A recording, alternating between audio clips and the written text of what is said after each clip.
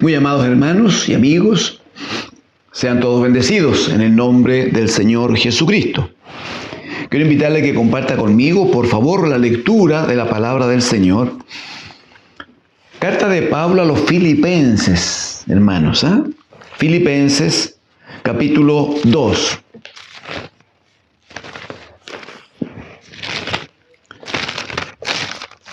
Filipenses en el capítulo 2. Voy a permitirme leer desde el versículo 1 al 11 para que trabajemos en los 3 versículos finales de esta porción. Versículo 5, leo en el nombre del Señor Jesucristo. Dice: haya pues en vosotros este sentir que hubo también en Cristo Jesús, el cual, Cristo Jesús, siendo en forma de Dios, no estimó el ser igual a Dios como cosa a que aferrarse, sino que se despojó a sí mismo, tomando forma de siervo, hecho semejante a los hombres, y estando en la condición de hombre, se humilló a sí mismo, haciéndose obediente hasta la muerte y muerte de cruz.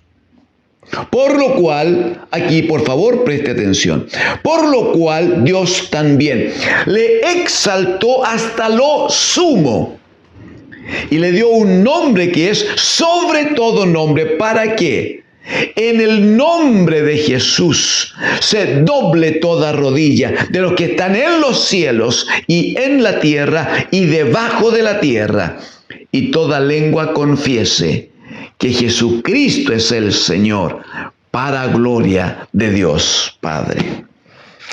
Amén. Amén al Señor. Estamos examinando, amigos y hermanos, estamos examinando cómo es que Dios, el Padre, muestra todo su poder cuando resucita a Jesús, el bendito Hijo de entre los muertos. Ya hemos citado antes que esto es determinante para nuestra vida, para nuestra fe y para nuestra salvación. Porque, como se habrá dicho antes, si Cristo no hubiera resucitado, entonces, explica Pablo a los Corintios, vana es nuestra fe, ¿no? Hemos mentido en la predicación del Evangelio y lo que es peor, dice él, todavía permanecemos en nuestros pecados. Porque ningún muerto puede perdonar pecados. Ese es el problema de las religiones. Ese es el problema de las religiones, de los credos que los hombres han ido estableciendo a través de los siglos en el mundo, que se apoyan en la existencia de un Dios que tiene una figura, que tiene una forma. Se le adora porque tiene una presentación determinada, pero que, como dirá la profecía en los Salmos, tienen oídos y no oyen, tienen ojos y no ven, tienen boca y no pueden hablar. Finalmente, aquellos que levantan como sus profetas, el profeta de aquel Dios de dicha religión, bueno, aquel profeta cuando se hace viejo muere. Y una vez que muere, no hay nada más que hacer. La muerte toma control y gobierno de la vida de aquellos. Revise, por favor, las religiones de Oriente y de Occidente. Y todos los profetas, esos grandes profetas que aparecían como la solución para muchos, murieron. Y una vez muertos, todo se acabó. Pero bendito sea Cristo, el Hijo de Dios. Bendita la predicación del Evangelio. Bendito el anuncio de la buena nueva que nosotros predicamos, dirá Pablo a los Corintios. Mientras los griegos buscan conocimiento, mientras los judíos buscan señales, nosotros predicamos a Cristo y a Cristo crucificado. Aquel que se dio por nosotros y que luego de muerto fue sepultado, pero que el Padre con poder le levantó de entre los muertos. ¿Y cómo le levantó? Dice que al levantarle como recompensa, como resultado de su obediencia y por lo tanto de su humillación. Eso es lo que leemos aquí en Filipenses 2. Dice que él no estimó el ser igual a Dios como cosa que aferrarse. Nadie podía obligarlo, nadie le obligó. Sin embargo, como le explica Isaías en el capítulo 6, ante la pregunta de Dios el Padre, ¿a quién enviaremos y quién irá por nosotros? La voz del bendito Hijo es, heme aquí, envíame a mí. De nuevo, sin que nadie lo obligase, porque no le podían obligar. Él era el Señor. Él estaba sentado en su trono. Él era la gran majestad de los cielos y de la tierra. Sin embargo, él voluntariamente dejó su condición de Dios para tomar la forma de un hombre, dice. Y estando en la condición de hombre y de esclavo, se humilló y obedeció hasta la muerte. Y muerte de cruz. Entonces el Espíritu usa al apóstol Pablo para decir aquí, a partir del verso 9, por lo cual, aleluya, como consecuencia de dicha obediencia, entonces, por lo cual Dios también lo exaltó hasta lo sumo. Usted entiende que eso significa que sobre él no hay absolutamente nada más que no sea el Padre. Nada más que no sea el Padre. Brevemente acompáñeme a 1 Corintios, capítulo 15. El versículo número 27, por favor. Versículo 27. 1 Corintios 15, 27. Dice, porque todas las cosas las sujetó debajo de sus pies. Y cuando dice que todas las cosas han sido sujetas a él, claramente se exceptúa aquel que sujetó a él todas las cosas.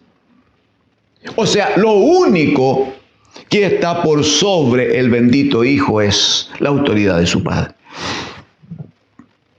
Pero, hecha la claridad que la Escritura nos muestra, de ahí en adelante, amigos, hermanos, está puesto el Hijo en un lugar tan alto que no puede nada ni nadie siquiera provocar una intención, un atisbo, ni siquiera un anhelo de acercarse a Él, ni mucho menos sobrepasarlo en autoridad, en poder, en señorío y en gloria.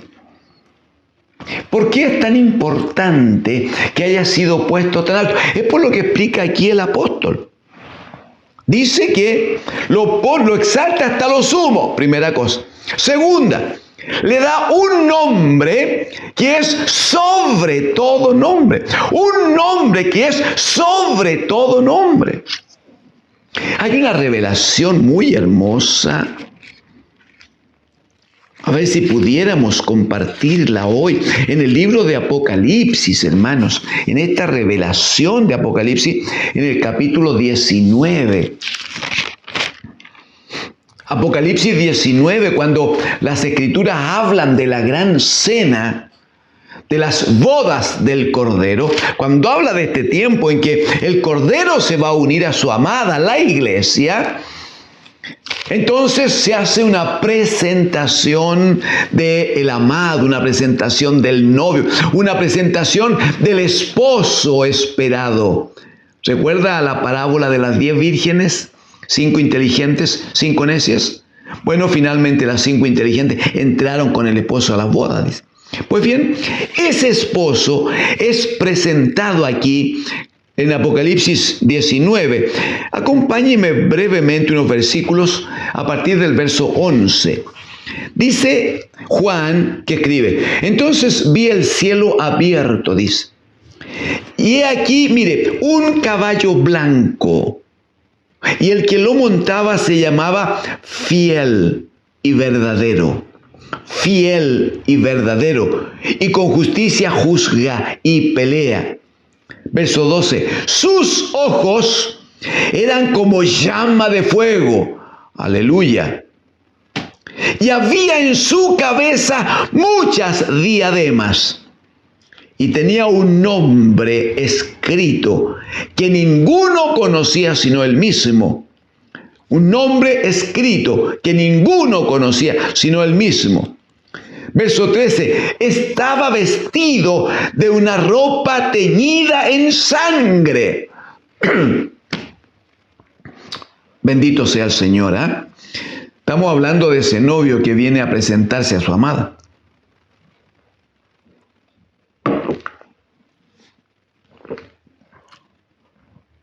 Estamos hablando de ese novio que se pone la mejor teñida para este momento en que se produce la unión entre Cristo y la iglesia. Y la teñida de este novio es ropa. Ropa teñida en sangre. Uno diría que no es la mejor teñida, uno diría que no es la más elegante, uno diría que no es la que lo deja mejor puesto, pero es la que más lo identifica. ¡Aleluya! Él es el esposo de la iglesia, Él es la cabeza de la iglesia, no porque se la haya ganado por concurso público, no porque alguien en un acto así como de misericordia se la cedió. El Padre le ha dado autoridad a su Hijo y, como lo veremos luego, le ha puesto por cabeza sobre la iglesia, lo ha integrado en el cuerpo mismo de la iglesia, ha dado a la iglesia la gracia por su Espíritu Santo para unirse a la santidad del bendito Hijo de Dios. Pero es consecuencia de su sacrificio.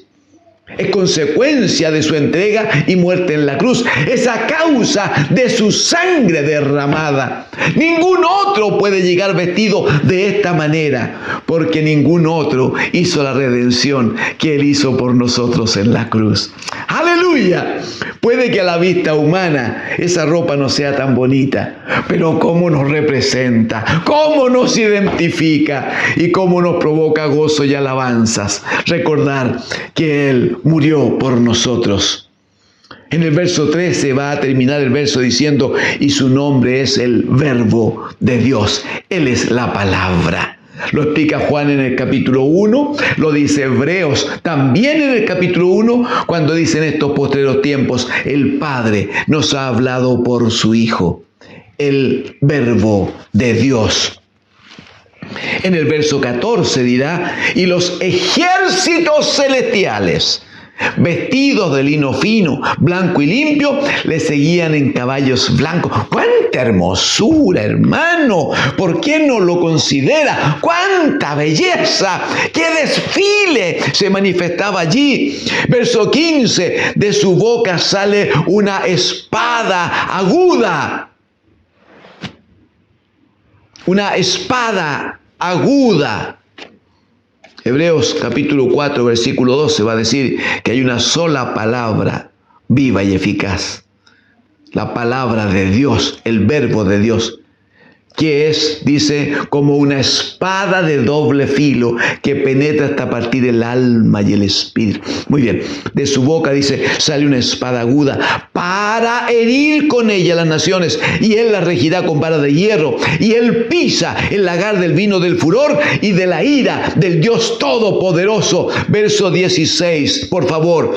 Y en su vestidura y en su muslo tiene escrito este nombre: Rey de Reyes y Señor de señores. Aleluya, aleluya. Hemos leído Filipenses capítulo 2, que como consecuencia, verso 9, como consecuencia de la entrega y de la obediencia de Jesucristo al Padre y a su programa de redención, dice: por lo cual Dios le exaltó hasta lo sumo y le dio un nombre que es sobre todo nombre. Algo hemos visto allí en Apocalipsis 19. Le dio un nombre que es sobre todo nombre. ¿Para qué? Dice: en el nombre de Jesús, 1, se doble toda rodilla de los que están en los cielos. Y cuando dice de los que están en los cielos, hay uno solo que se exceptúa, aquel que le delegó a él toda la autoridad, el poder y el señorío. Solo el Padre se exceptúa. Todo lo demás, por favor. No importa cómo se llamen ángeles, principados, potestades, gobernadores. Ángeles, querubines, serafines, cualquiera sea el nombre, cualquiera sea su categoría, cualquiera sea su forma. Ante el nombre de Jesús se dobla toda rodilla de los que están en los cielos y los que están en la tierra y los que están debajo de la tierra. O sea, el nombre que el Padre da a su Hijo es un nombre de plena y absoluta autoridad. Por eso es que cuando Jesucristo, el Señor, comisiona a los apóstoles para que en la manifestación, en el crecimiento de la iglesia, el Señor le dice, vayan, ¿no? Vayan y prediquen el Evangelio a toda criatura. Y luego les va a decir, estas señales seguirán a los que creen. Estas señales seguirán a los que creen. Dice, en mi nombre echarán fuera demonios. Amén. Pondrán la mano sobre los enfermos y sanarán. O sea, claramente está diciendo que el Padre le ha asignado ya la autoridad que correspondía a aquel que se entregó, a aquel que se dio en redención por todos y cada uno de nosotros. Lo que está diciendo es que ante el nombre de Jesús se dobla toda rodilla. No importa la cantidad de demonios, no importa la calidad de los demonios, no importa la fuerza de los demonios, no importa cómo Satanás tenga ordenado sus ejércitos celestiales, no importa, porque el Padre dio a Cristo su Hijo un nombre que es sobre todo nombre, para que ante ese nombre se doble toda rodilla de los que están en los cielos y en la tierra y debajo de la tierra. El versículo 11 va a decir, y toda lengua confiese que Jesucristo es el Señor.